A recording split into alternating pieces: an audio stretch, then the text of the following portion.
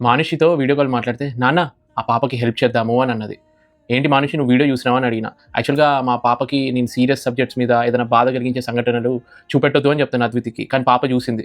యాక్చువల్‌గా ఏమైందంటే మా ఫ్రెండ్ ఒకతను షిప్‌లో ఒక కన్ను ఇట్లా ఎన్లార్జ్ అయ్యి బయటకొచ్చినట్టు అనిపిస్తే వెంటనే సింగపూర్‌లో దాన్ని దింపి మెడికల్ టెస్ట్‌లు చేస్తే ఏఎంఎల్ బ్లడ్ క్యాన్సర్ అనమాట. వితిన్ అది డిటెక్ట్ అయిన 4 మంత్స్‌కే తను చనిపోయాడు. తను చనిపోయిన టైంకి 1 నెల పాప. వాళ్ళ వైఫ్ పరిస్థితి ఒక్కసారి ఆలోచించండి. చేతిలో 1 నెల పాప.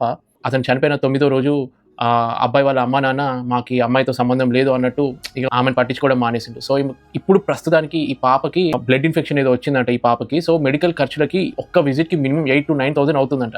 సో, ఆమె చేతిలో ప్రెజెంట్ డబ్బులు లేవు. ఫ్యూచర్‌లో ఆఫీస్ నుంచెల్లి గానీ, ఏదైనా అమౌంట్ వస్తే తనకి ఏ ప్రాబ్లమ్ ఉండదు గానీ, దానికి కూడా చాలా టైం తీసుకుంటది. ఇప్పుడు అత్తమామలతోటి ప్రాబ్లము, ఇంకా ఎన్నో ఇష్యూస్ ఉన్నాయి. ఈ టైంలో మీరు ఎట్లైనా హెల్ప్ చేయండి నాకు అని చెప్పి, మీరు ఒక వీడియో పెట్టండి అని చెప్పి అన్నది.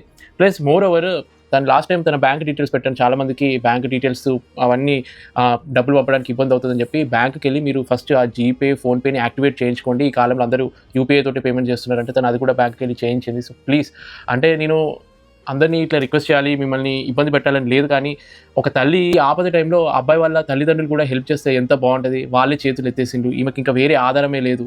సో, దయచేసి నేను నా వంతు సాయం చేస్తాను. మీరు కూడా చేస్తే చాలా హెల్ప్ అవుతుంది తనకి, తన పాపకి.